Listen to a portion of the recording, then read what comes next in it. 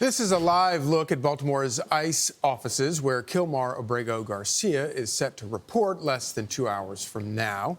It comes as he and his legal team have until today to accept a DOJ plea deal or face deportation to Uganda. His lawyer saying, quote, "I expect that ICE will take him into detention because, well, pretty much that's what they do. They have said they're going to try to deport him."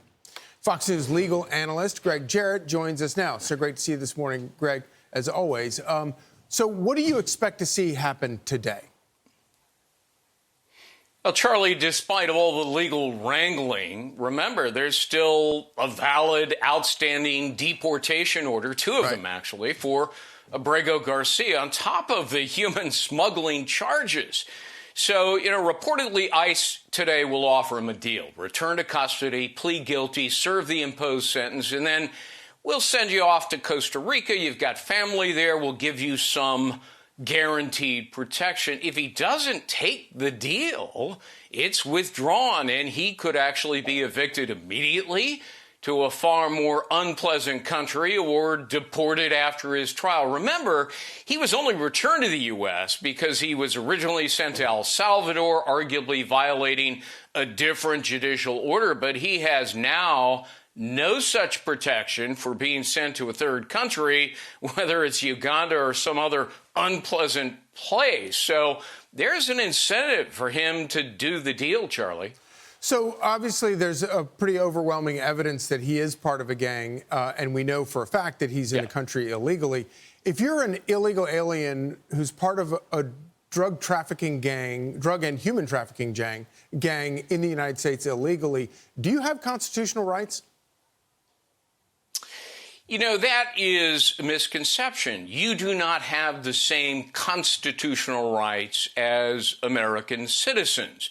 Now, you do have some limited rights, restricted due process rights, but those are being exercised here and have been from the very beginning, which actually resulted in his being returned to the United States. So, a bit of a myth there when people claim, his constitutional rights are violated. No, they're not. And, of course, those rights are kind of just more controls on the ability of the government to have to prove its case in order to throw somebody out of the country.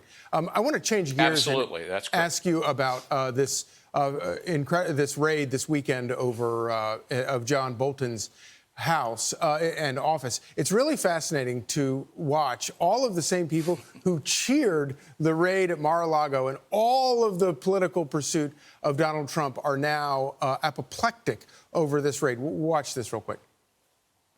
I think this is clearly retribution. Anyone who stands up to the president, anyone who criticizes the president, anyone who says anything adverse to the president's interests gets the full weight of the federal government brought down on them. It seems to confirm Bolton's own prediction that if Donald Trump got back into office, his administration would be consumed with vengeance and retribution against his perceived political enemies. What I'm concerned about even more is that this is somehow political retribution, that the FBI has become the Federal Bureau of Inquisition.